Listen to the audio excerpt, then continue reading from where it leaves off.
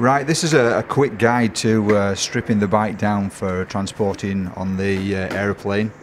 Pete's using a bike bag, which is the most useful thing really.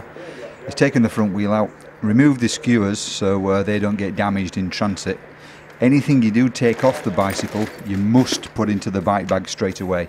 One of the biggest problems is you've taken the pedals off or the skewers or put them on the kitchen table or in the workshop, and they're left there. So everything that you take off the bike straight away goes into the bike bag or bike box.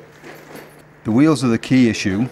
Once those are removed, the bike remains a smaller unit to pack away. Removing the pedals is sometimes a big problem. As you can see, you need an Allen key or a long spanner. Again, straight away with the pedals, they need to come off and into the bag. Most of the bike bags nowadays have a special compartment inside that you can place the pedals in. Now removing the rear wheel.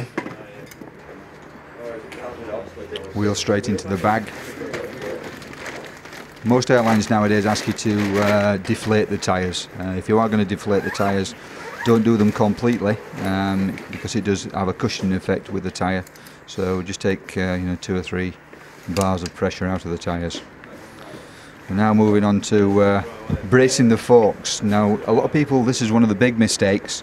You need to go to your local bike shop, and there you can find some of these plastic, it's like a spater, which just locks the stays in position.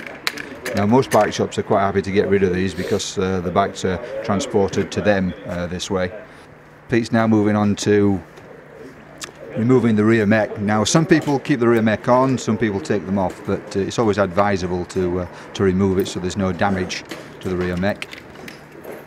Standard procedure with this is to remove the rear mech and then to wrap it so it doesn't scratch anything on the paintwork, and you can just leave it suspended, or you can actually put a strap or an elastic band around just to secure it between the rear chainstays. Other than that, that's about where we are. We'll now put the bike into the actual bike bag. So Pete slackened the bars off and took them underneath the top tube. Now this just stops everything from moving around, which is the key issue here. The old favourite of people doing this packing the bike wrong is the next step. People put the chain wheels to the bottom rather than to the top. So the bike goes into the bike bag upside down with the saddle and the handlebars. As you can see, that fits nice and neatly in there. Some people use bubble wrap then to just cover the bike itself, but most of the bike bags are padded enough now to protect the bike. Another tip would also be to put some sort of packing over the chain wheel at the top, just to extra protect it. The wheels sit nice and neatly at the side, one on each side of the bike itself. The other thing to do is, obviously you're saving weight on your hand luggage. You can put helmet in there, shoes sometimes people put into the bag, your energy products, bars, gels.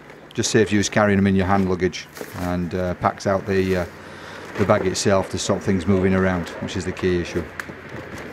And it is as simple as that. It's just something that needs to be practiced before you go, and then a checklist sometimes is useful, so you can check the things off that are in there, and especially the things that you've taken off the bike, as it's pedals and skewers and so forth. But ready to be carried. There we are, all ready to go off to the airport and to ride your Sportif or your Tap de Tour. Pete's using a bike bag.